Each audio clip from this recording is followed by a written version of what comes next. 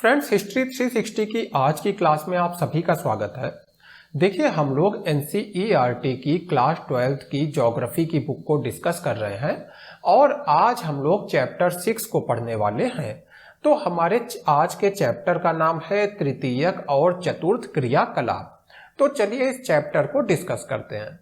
देखिए, जब भी तृतीयक और चतुर्थक क्रियाकलाप की बात आएगी तो इसमें सेवा क्षेत्र का जिक्र हो रहा है। सेवा क्षेत्र क्या है? देखिए, मान लीजिए आप अपने घर से निकलते हैं और ऑटो में बैठते हैं, तो ये सेवा क्षेत्र है। ऑटो वाला क्या कर रहा है? आपको परिवहन सेवा दे रहा है।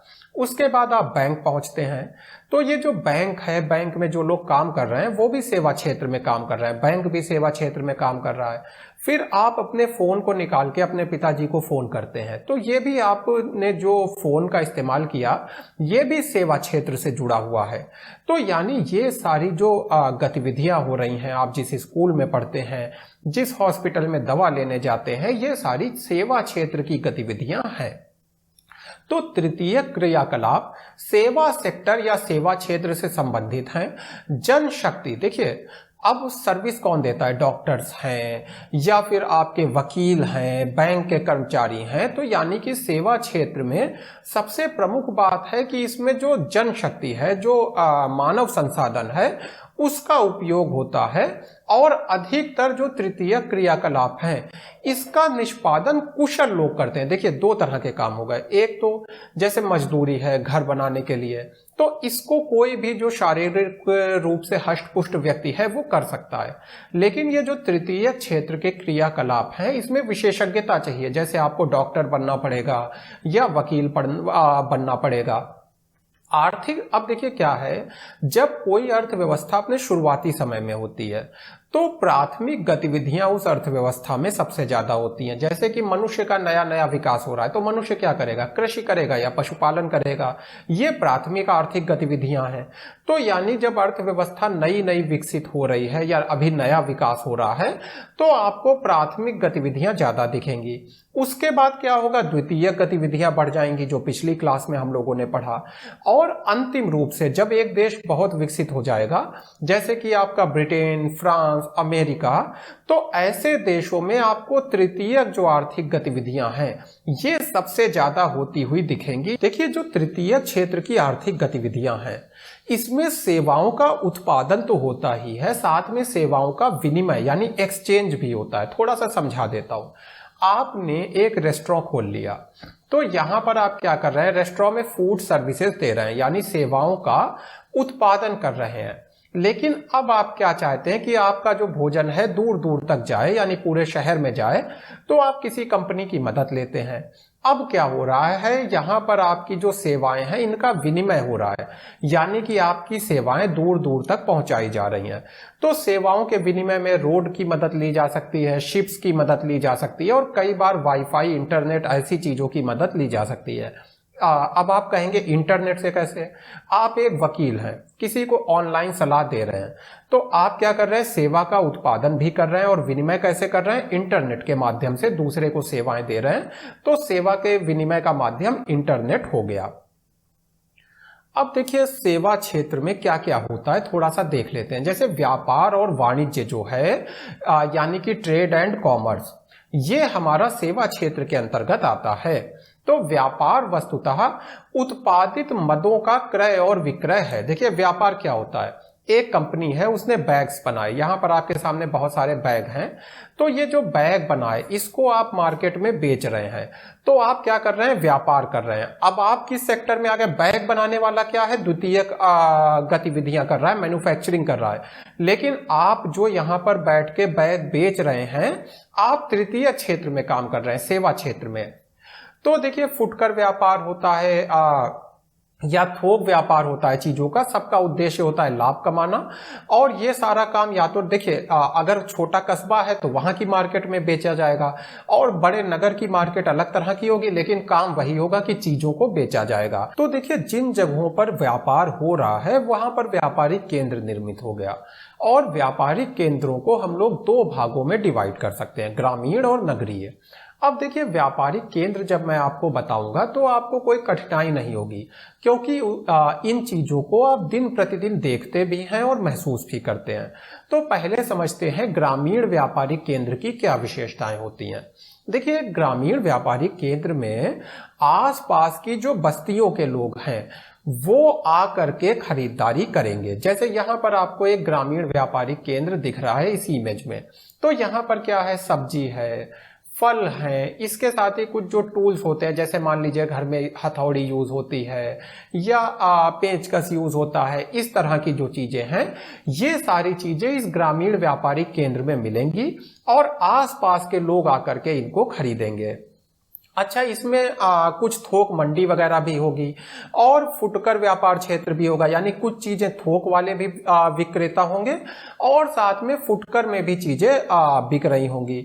ये स्वयं में वैसे नगरीय केंद्र नहीं होते हैं, लेकिन ग्रामीण लोगों के जो यूज में आने वाली अधिकतर वस्तुएं हैं और जो सेवाएं हैं वो सब यहाँ पर मिल जाती हैं। जैसे कि गांव वालों को जो मान लीजिए प्राथमिक स्वास्थ्य की सुविधा चाहिए वो भी यहाँ पर मिल जाएगी, आपको छोटा सा हॉस्पिटल भी मिल जाएगा, कुछ ट्यूशन टीचर भी होंगे यहाँ पर आसपास जो ट्यूशन पढ़ा रहे होंगे। तो यानी कि जो ग्रामीण क्षेत्र को अलग अलग सेवाओं की जरूरत है वो सब यहाँ पे अवेलेबल होती हैं। अच्छा, एक बात और है, ये अल्प वर्धित होते हैं, यानी बहुत बड़े नहीं होते हैं, इनका आकार एक मीडियम साइज का कह लीजिए होगा, बहुत बड़ा बाजार नहीं होगा। अच्छा, ग्रामीण क्षेत्रों में कई जगह पे आवधिक बाजार भी लगते हैं। आवधिक मतलब क्या, जैसे कि आपने सुना होगा मंगल बाजार, बृहस्पति बाजार, यानी कि एक सप्ताह के एक दिन लगेंगे या महीने में एक दिन ये बाजार लगेंगे और उसी दिन इनमें बहुत ज्यादा भीड़ भाड़ होगी, लोग आकर के खरीदारी करेंगे। अब बात करते हैं नगरीय जो बाजार केंद्र हैं इनके बारे में। यहां पर देखिए थोड़ा सा स्पेशलाइजेशन होगा। जैसे आपको म्यूचुअल फंड में निवेश करना है, लखनऊ है, पटना है, इस तरह के नगरों की अगर बात करें, आप म्यूचुअल फंड में निवेश करना चाहते हैं या आप चाहते हैं इंश्योरेंस पॉलिसी लेना, तो यहाँ पर इस तरह की सर्विसेज आपको मिल जाएंगी, यानी जिसमें पढ़ाई करने की जरूरत होती है, विशेषज्ञता की जरूरत होती है, ये सारी सर्विसेज डॉक्टर वगैरह की आपको यहाँ पर मिलेंगी। देखिए जो नगरीय केंद्र है इसमें अलग अलग पदार्थ मतलब जो अलग अलग प्रोडक्ट हैं, इसके साथ ही विशिष्टीकृत बाजार भी होते हैं, यानी स्पेशल मार्केट भी होते हैं। जैसे श्रम का अलग से बाजार, आपने सुना होगा लेबर चौक, तो वहां पर आपको केवल श्रमिक मिल जाते हैं। इसी तरह से आवास का बाजार, जहां पे केवल प्रॉपर्टी वाले ब्रोकर वगैरह बैठे रहेंगे। अर्ध निर्मित और निर्मित उत्पादों का बाजार, यानी कि जैसे चावड़ी बाजार आपने नाम सुना है, तो केवल बिजली का ही सामान मिलता जा रहा है पूरे मार्केट में। तो इस तरह से विशेष बाजार भी होते हैं जिसमें विशेष तरह की सेवाएं मिलती हैं। इसमें शैक्षिक संस्थाएं और व्यावसायिक सेवाएं, जैसे अध्यापक है, वकील है, परामर्शदाता है, चिकित्सक है, दांत का डॉक्टर है, पशु चिकित्सक है, ये सारी चीजों की सेवाएं आपको नगरीय बाजार केंद्र में मिल जाएंगी। इसके बाद आ जाता है फुटकर व्यापार, ये भी सेवा क्षेत्र से संबंधित है। तो जैसे आपके घर में रेहड़ी वाले आते हैं, रोज सब्जी बेचने आते हैं, फेरी वाले आते हैं, या आप ऑनलाइन कोई सामान मंगाते हैं जो आपके घर पे डिलीवर होता है। इसके साथ ही जो वेंडिंग मशीन लगी होती हैं मेट्रो स्टेशन वगैरह पे, जिसमें आप पैसे डाल करके और कोल्ड ड्रिंक वगैरह ले लेते हैं, ये सारी चीजें क्या हैं, फुटकर व्यापार के अंतर्गत आ जाती हैं। दूसरा हो गया थोक व्यापार। थोक व्यापार क्या है, बहुत बड़े स्तर पे जब चीजें खरीदी जाती हैं, जैसे आपने एक बड़ा सा वेयर हाउस बनवा रखा है और उसमें बहुत बड़े पैमाने पर टनों में चीजें आपने एक जगह पे रख रखी हैं, और आपसे क्या है, जो फिर आपसे नीचे के व्यापारी हैं, जो छोटे व्यापारी हैं, वो चीजें आकर के ले जा रहे हैं। तो ये क्या हो गया, आप थोक व्यापार कर रहे हैं, यानी आप बड़ी क्वांटिटी में चीजों को बेच रहे हैं, टनों में बेच रहे हैं या कई क्विंटलों में बेच रहे हैं। अच्छा, इसमें क्या होता है, जो एक पूरी कह लीजिए श्रृंखला बन जाती है। कोई बहुत बड़ा व्यापारी होगा जो कई टन माल खरीदेगा, फिर उसके नीचे वाला होगा जो कुंटलों में खरीदेगा, और फिर वो उससे क्या है, छोटे छोटे दुकानदार सामान ले जाएंगे। और ये जो देखिए दुकानदार हैं, इनके पास इतना पैसा नहीं होता है, तो क्या होता है, ये उधार पे ले जाते हैं, और जब सामान बिक जाता है तो जो थोक विक्रेता है उसको आकर के पैसा दे जाते हैं। इस तरह से ये थोक व्यापार चलता है। इसके बाद देखिए जो परिवहन का काम है, ये भी सेवा क्षेत्र के अंतर्गत आता है, यानी ये भी एक तृतीयक आर्थिक गतिविधि है। अब देखिए जो परिवहन है इसमें बेसिकली जो व्यक्ति हैं, जो बनाया गया माल है, यानी कि जो आपने प्रोडक्ट बनाया है या जो संपत्ति है, इसको एक जगह से दूसरी जगह पहुंचाया जाता है। तो आज के समाज में देखिए जो आपने चीजें बनाई हैं उनके उत्पादन के साथ ही उनको एक जगह से दूसरी जगह पहुंचाना ये भी बहुत इंपॉर्टेंट हो जाता है। एग्जाम्पल के लिए आज भारत में ई कॉमर्स कंपनियों का फायदा कई गुना बढ़ जाएगा। फ्लिपकार्ट है, अमेजॉन है, इनका फायदा बहुत ज्यादा बढ़ जाएगा अगर हम हर गांव तक परिवहन का विकास कर दें, क्योंकि फिर जो बहुत दूर दूर के गांव हैं वहां तक ये कंपनियां अपने सामान को बहुत कम कीमत में पहुंचा पाएंगी। आज भारत में अगर जो ई कॉमर्स बिजनेस है तो उसकी सबसे बड़ी प्रॉब्लम है कि जो डिलीवरी में खर्चा आता है, जोमेटो है, स्विगी है, इन सबको डिलीवरी में होने वाला खर्चा बहुत परेशान कर रहा है। तो अगर परिवहन तंत्र सुधर जाता है तो हमारे देश में ई कॉमर्स बिजनेस बढ़ सकता है। तो जो आधुनिक समाज है इसमें सक्षम परिवहन व्यवस्था की जरूरत है। इस जटिल व्यवस्था की प्रत्येक अवस्था में परिवहन द्वारा पदार्थ का मूल्य अत्यधिक बढ़ जाता है। यानी कि क्या कहा जा रहा है, अगर परिवहन तंत्र अच्छा नहीं है तो क्या होता है कि चीजों का मूल्य बढ़ता जाता है। उदाहरण के लिए मान लीजिए आप एक दूर के गांव में रहते हैं और आप तक मैं किसी चीज को पहुंचा रहा हूं, मान लीजिए एक कपड़े को पहुंचा रहा हूं। अब ये जो कपड़े हैं मान लीजिए अगर अच्छी रोड है तो एक दिन में पहुंच जाएंगे, तो गाड़ी वाला मुझसे कितने दिन का भाड़ा लेगा, एक दिन का। पर यहीं पे रोड खराब है और ये कपड़े 4 दिन में पहुंचेंगे, तो गाड़ी वाला अपने गाड़ी का कितने दिन का भाड़ा मुझसे लेगा, 4 दिन का। तो यानी कि जितनी रोड खराब होगी उतनी ज्यादा चीजों की लागत बढ़ती जाएगी, उतनी ही चीजें महंगी होती जाएंगी। इसीलिए एक अच्छा परिवहन तंत्र होने से हमारे देश में जो होने वाला उत्पादन है वो भी सस्ता हो जाएगा, क्योंकि रॉ मटेरियल आपको सस्ते में मिल जाएगा। अब देखिए बात आती है कि जो हमारा परिवहन तंत्र है इसके ऊपर किन चीजों का प्रभाव पड़ता है। देखिए हमारी जो आर्थिक दुनिया है ये डिमांड सप्लाई पे काम करती है। जिस चीज की जहां पर ज्यादा डिमांड होगी वहां पर वो चीज दिखने लगेगी। जैसे किसी शहर की जनसंख्या बहुत ज्यादा है तो यहाँ पर परिवहन भी ज्यादा होगा, सड़क पर आपको कार दिखेंगी, टैक्सी दिखेंगी, इसके साथ ही आपको मेट्रो चलती हुई दिखाई देगी।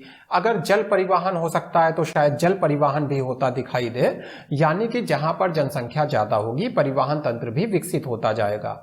दूसरी बात है, आप जिस देश में रहते हैं यहाँ पर जो नगर हैं, कस्बे हैं, गांव हैं, औद्योगिक केंद्र हैं और जहां पर रॉ मटेरियल मिलता है जैसे कि लौह अयस्क वगैरह जहां पर मिलता है, इनके बीच में व्यापार कैसा होता है। मान लीजिए बहुत ज्यादा व्यापार हो रहा है इन सभी के बीच में, यानी गांव से शहर में बहुत सारा फसल हो गई ये जा रहा है, शहर से गांव में बहुत सारी चीजें जा रही हैं और इस तरह से ये सब आपस में जुड़े हैं।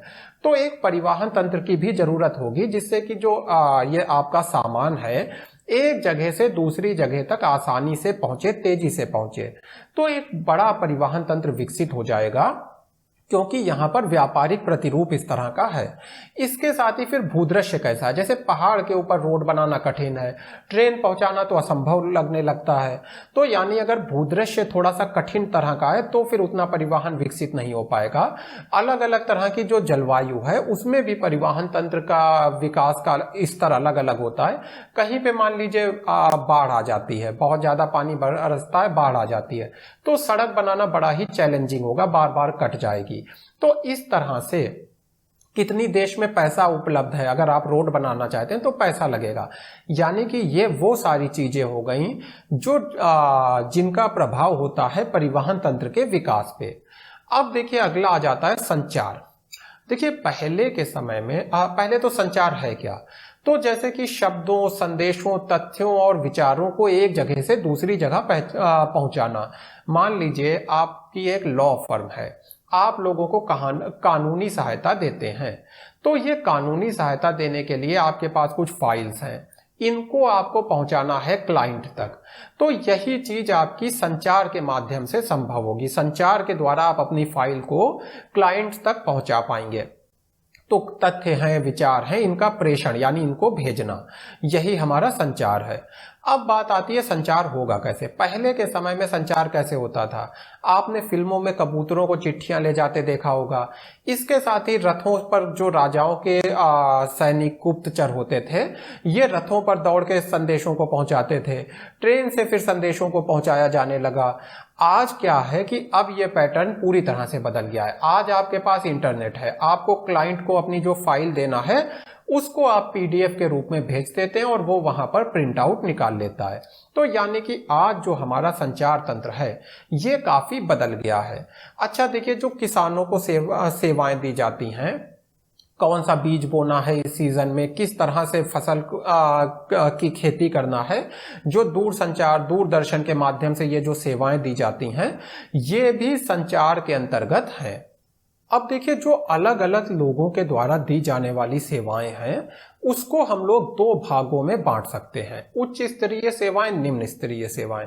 जब हम लोग कह रहे हैं निम्न स्तरीय, इसका मतलब ये नहीं है कि कोई काम नीचे स्तर का होता है। यहां पर कहने का बस इतना मतलब है कि निम्न स्तरीय सेवाएं वे सेवाएं हैं जिनमें शारीरिक श्रम किया जाता है, और उच्च स्तरीय सेवाएं वो सेवाएं हैं जिनमें मानसिक श्रम किया जाता है।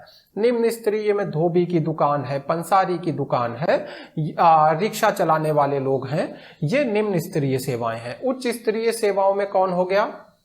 पायलट हो गया आपका, यानी वायुयान चलाने वाला व्यक्ति, आपका वकील है, टीचर है, डॉक्टर है, ये सब उच्च स्तरीय सेवाएं देते हैं।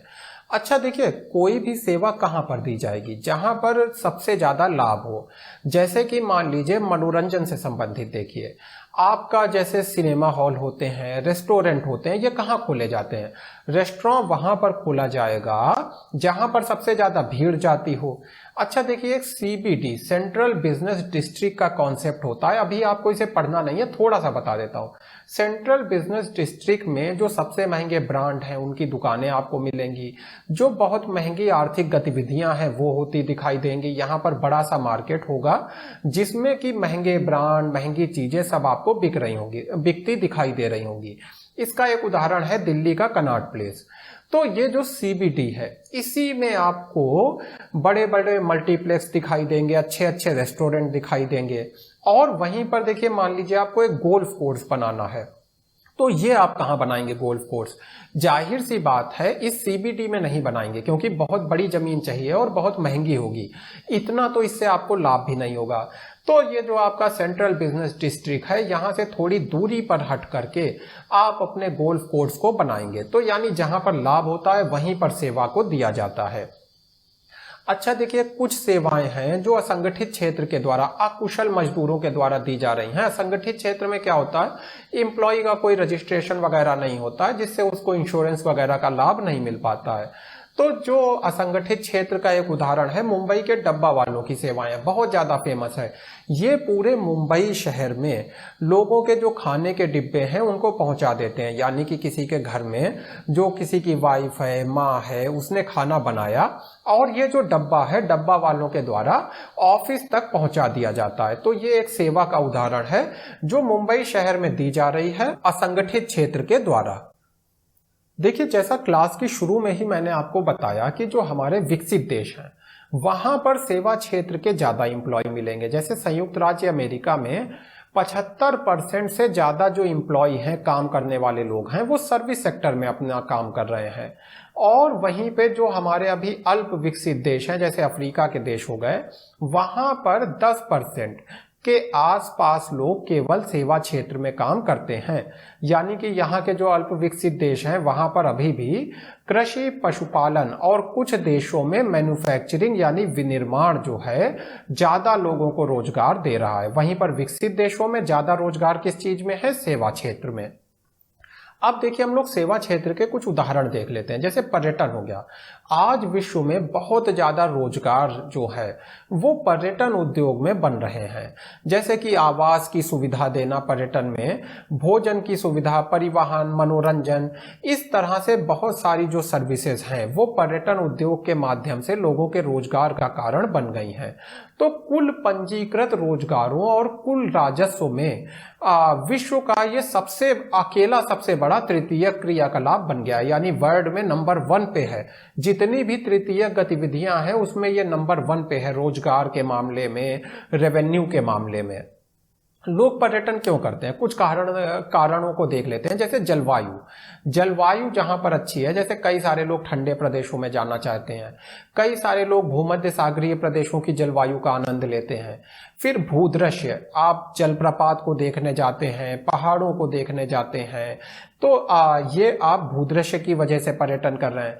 इतिहास और कला, जैसे आप जयपुर जाते हैं, अजंता एलोरा इन जगहों पे जाते हैं, तो इतिहास और कला के लिए जा रहे हैं। कई बार आपको ग्रामीण संस्कृति में इंटरेस्ट होता है, तो आप जैसे गोवा है, वहाँ के लोगों के घर में जाके रहते हैं, या इस तरह के अन्य जो पहाड़ी गांव हैं वहाँ पर लोगों के घरों में जा करके रहते हैं, वहाँ की संस्कृति को देखते हैं। तो ये कुछ कारण हैं जिनकी वजह से पर्यटन होता है। इसके साथ ही देखिए जो स्वास्थ्य सेवाएं हैं उसकी वजह से भी पर्यटन होता है। जैसे कि भारत में दवाएं सस्ती हैं, अगर अमेरिका की तुलना में देखें, डॉक्टर से परामर्श लेना सस्ता है, कोई सर्जरी वगैरह कराना भी सस्ता है। तो अमेरिका है, अन्य देश हैं जहां पर ये चीजें महंगी हैं, वहां से बहुत सारे लोग भारत आते हैं अपना इलाज कराने। तो भारत विश्व में चिकित्सा पर्यटन का अग्रणी देश बन गया है। 2005 में संयुक्त राज्य अमेरिका से 55,000 रोगी भारत आए थे अपना इलाज कराने।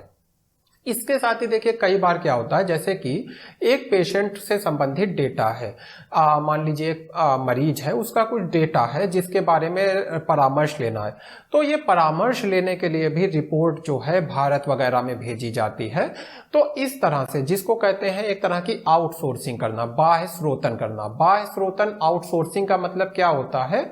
आप एक देश में रहते हैं, अपने देश से आप दूसरे देश की सेवाएं ले रहे हैं।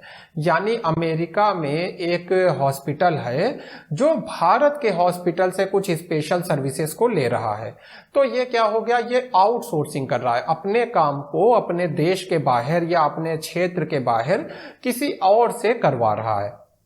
तो इस तरह की जो आउटसोर्सिंग की सर्विसेज हैं वो भी भारत से आजकल ली जा रही हैं, क्योंकि भारत में ये चीजें सस्ती हैं और प्लस अब हम लोग टेक्नोलॉजी में आगे भी बढ़ रहे हैं, जिसकी वजह से भारत में चिकित्सा पर्यटन का बिजनेस बढ़ता जा रहा है। अब देखिए बात करेंगे चतुर्थ क्रियाकलाप की।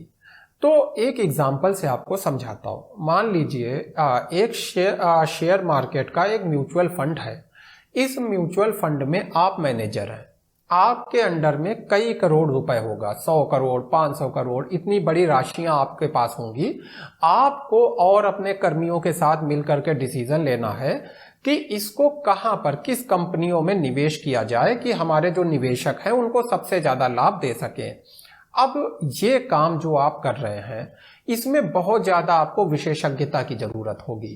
तो ये क्या है? ये चतुर्थ क्रियाकलाप है। चतुर्थ क्रियाकलाप में भी आप सेवाएं ही दे रहे हैं, लेकिन ज्यादा विशेषज्ञता वाली। अगर मैं आपको एक उदाहरण से समझाऊं कि इसके अंतर्गत क्या होता है, तो शेयर मार्केट में जैसे सूचनाओं का आप संग्रहण करेंगे, आप एक मैनेजर के रूप में, क्या कुछ पहले के समय में हुआ है, अभी कंपनियों का क्या हाल है, भारत के बाजारों का क्या हाल है, इन सूचनाओं को आप इकट्ठा करेंगे। फिर आप इसके आधार पर नई सूचना बनाएंगे। जैसे आपने कहा आने वाले 10 सालों में रिलायंस है या कोई अन्य कंपनी है वो बहुत तेजी से आगे बढ़ेगी, तो ये आपने नई सूचनाएं बनाई और फिर इनको आप फैलाएंगे। यानी जो लोग आपसे सलाह चाहते हैं कि हम कहाँ निवेश करें, उनको आप ये सलाह देंगे। तो ये सब चतुर्थ क्रियाकलाप के अंतर्गत आ गया। देखिए आर्थिक अगर वृद्धि की बात करें तो जो हमारा चतुर्थ क्रियाकलाप है ये तेजी से बढ़ता जा रहा है। आज जो हमारे विकसित देश हैं वहां पर कम से कम 50% जो लोग हैं वो इसी तरह की गतिविधियों में लगे हैं जो चतुर्थ क्रियाकलाप से संबंधित है। अब देखिए इसमें क्या क्या आ जाता है, जैसे कि म्यूचुअल फंड के मैंने आपको बताया प्रबंधक हैं, फिर परामर्श देने वाले लोग होते हैं, सॉफ्टवेयर सेवाएं देने वाली जो बड़ी बड़ी कंपनी होती हैं जैसे माइक्रोसॉफ्ट वगैरह हो गई, वो सब इसके अंतर्गत आ गई। तो फिर कार्यालय भवन है, प्रारंभिक विद्यालय हैं, विश्वविद्यालय की जो कक्षाएं हैं, अस्पताल हैं, डॉक्टर के कार्यालय हैं, इस तरह की जगहों पर आपको चतुर्थ क्रियाकलाप में काम करने वाले लोग दिखाई दे जाएंगे।